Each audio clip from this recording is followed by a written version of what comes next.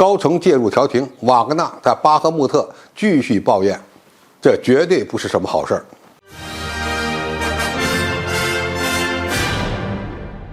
观众朋友，大家好，我是付天少。在俄罗斯胜利日阅兵前夕，瓦格纳集团与俄罗斯国防部上演了政治内斗大戏。普里格任先是大骂俄罗斯国防部，宣布从巴赫穆特撤军，明确要将阵地交给车臣武装。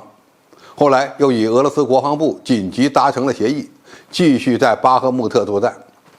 那么公开的资料显示，俄罗斯国防部与瓦格纳达成了3点协议。第一，苏罗维金上将负责瓦格纳与俄罗斯国防部的沟通和协同，解决了双方之间的沟通问题，为更好的协调打下了基础。第二，俄罗斯国防部将会免费向瓦格纳集团提供武器弹药，在武器供应上继续被优待。第三，俄罗斯正规军给瓦格纳集团掩护撤役，解决雇佣兵减员所造成的问题。看到这里，有些人就会说，普里格任与俄罗斯国防部又唱了一出双簧，又把乌克兰给骗了，甚至把很多专业人士都算了。但是只要我们理性的思考一下，就能明白，将俄罗斯军队弹药不足的问题公开，向俄罗斯国防部长和总参谋长进行人身攻击，暴露了俄罗斯各作战部队之间的矛盾。这是一个作战指挥体制正常的国家该有的吗？这有可能是一场战略欺骗吗？现在瓦格纳之所以还留在乌克兰战场，几乎可以明确是俄罗斯高层介入调停的结果。而且俄罗斯国防部下达的命令显示，瓦格纳胆敢撤离就是叛国。但是这并不等于俄罗斯在乌克兰的作战指挥问题就得到了根本性的解决。从俄罗斯高层的角度来看，的确需要解决好私人武装的利益平衡问题，因为在俄乌战场上共有27支私人武装，包括车臣武装、东正教牧首率领的斯巴达营和哥萨克部队等等。瓦格纳只不过是表现最优秀的一支，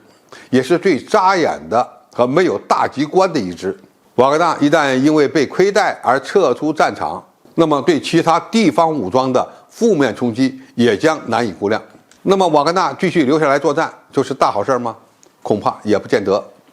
首先，俄罗斯军队的矛盾被公开化，不可能因为普京的一次协调而解决。无论普里格任实际上获得了什么，只要炫耀了要价能力，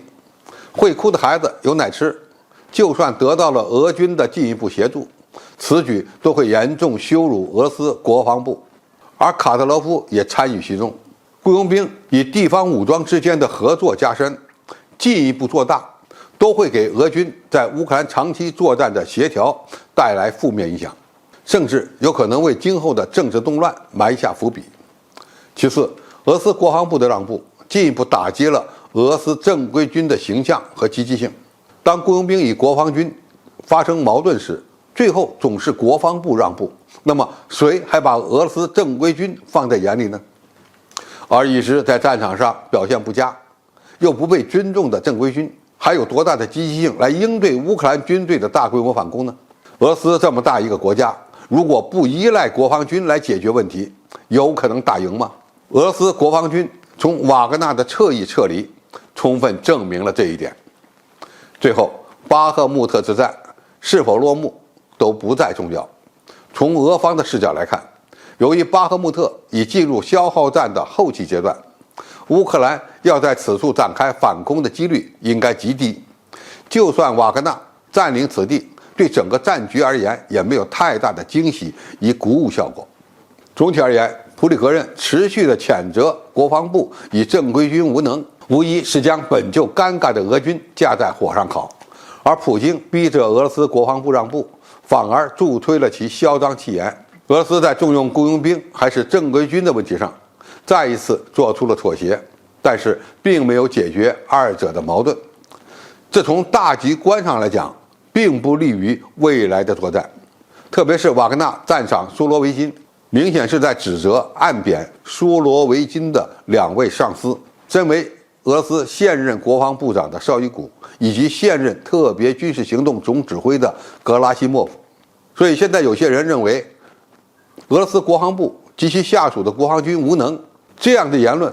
实际上就是普里戈任一手造成的。未来瓦格纳会不会在俄罗斯进一步做大？卡德罗夫领导下的车臣武装会不会成为国中之国，或者成为卡路山，都对俄罗斯是一个大问题。所以我们还是坚持原来的观点，只有俄罗斯国防军真正崛起之时，俄军才有可能在战场上获得更大的主动权，绝对不能依赖瓦格纳和车臣武装。俄罗斯国防部与瓦格纳之间的内斗什么时候结束，最终的结果如何，值得人们密切关注。好，今天评述就到这里，谢谢大家收看，我们下期再见。